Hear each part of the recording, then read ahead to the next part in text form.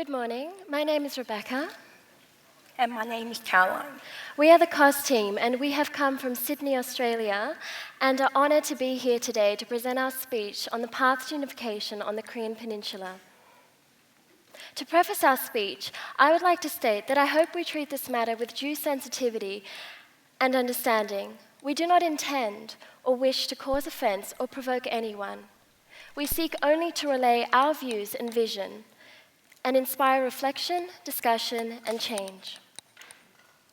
To begin, it is important to acknowledge the complexity of the status quo, the situation as it is today. North Korea and South Korea are recognized worldwide as two separate countries divided by past conflicts and the passage of time. Long ago, they were united, but the two have diverged in many ways over the years. There are myriad perspectives with regard to the two countries. However, in my experience, I have found that they are generally negative towards the North Korean government and either positive, neutral, or negative towards the North Korean people. Conversely, South Korean and their government are received positively or neutrally. Current views are such that, in the case of unification, many might consider South Korea to be the benefactor and North Korea the beneficiary. Should there be unification between the North and South, they will not start off on equal footing. Although, in reality, there may be notable deficiencies particular to both sides, the contrasting opinions of the two countries set an imbalance and possible power play which may delay or disrupt or impact on peaceful, smooth unification. For graceful coming together, it is important that these power-driven methods are discouraged or eroded away. While there are weaknesses in all governments and societies, governments and their people should focus on what they together can work towards, not how much one can give and how much another will take. Rather than focusing on what is wrong with both or either country, the attention should be directed towards what could be improved. Blame and criticism will merely result in further separation and opposition. There is, of course, compassion towards the North Korean people. However, as can often be the case, this goodwill does not typically extend beyond sympathy. There is perhaps either resignation, helpless acceptance, or tolerance of the division, potentially ignorance or apathy, and this incites inaction. The elderly have a palpable connection to the Korea of old and long for unification, while the youth lack this connection in general. Less people are telling stories, and there are less things to relate to. The older generations continue to age as the youth mature and pave the paths that their society and country will take, or they tread old paths already paved by those before them. Although the digital era has boomed with irreversible haste, and stories and knowledge are easily accessible, there are not as many personal links to North Korea. These personal links exist mainly for elderly Koreans and their children, who retain some connection by virtue of their parents' influence or bearing witness to their pain, displeasure, and longing. As we emerge from youth and expand our social spheres and perceptions, we cannot easily class people into me and not me, the way we could in childhood and adolescence. People are either family or not. They are either like us or unlike us. We become accustomed to separating people into a variety of groups, socioeconomic groups, groups based on academic or workability, or groups based on what others can do for us. Yet North Koreans, South Koreans, we are the same. Some of us have everything, some of us have nothing. Some of us live a life of struggle, and some of us live a life of wealth and opportunity.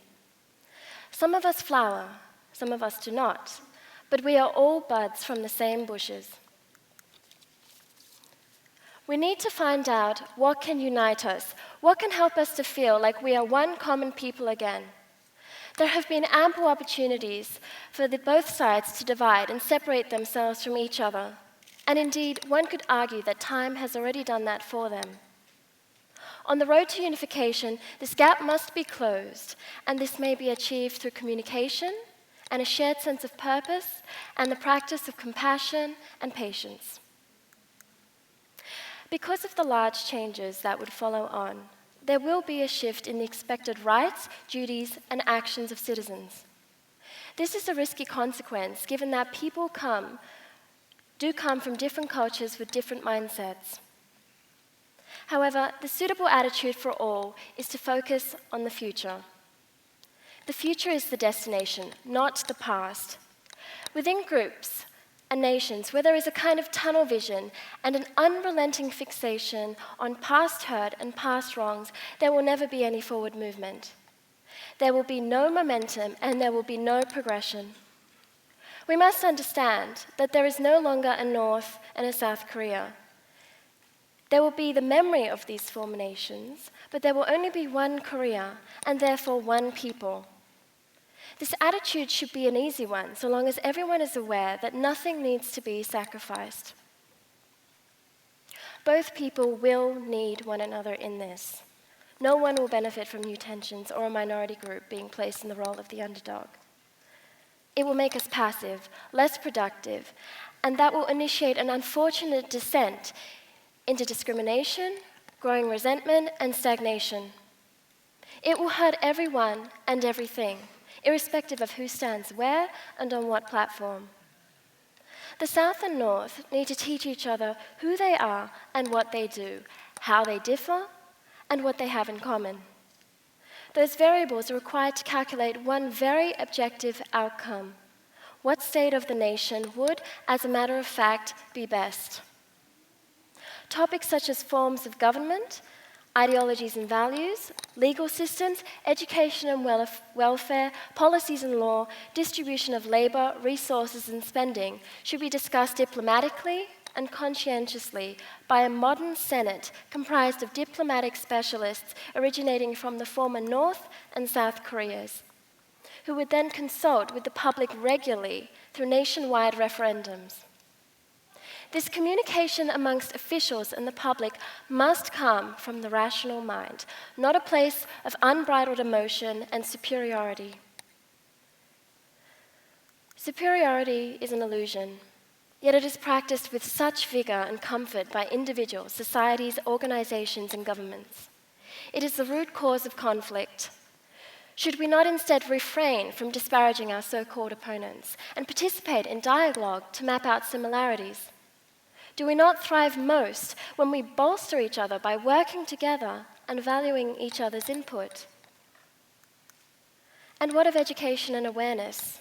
Consistent, unbiased, and uncensored education throughout the One Korea is crucial.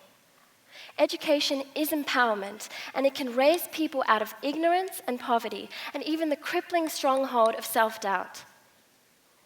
Knowledge is the most valuable commodity after food, water, and safe shelter.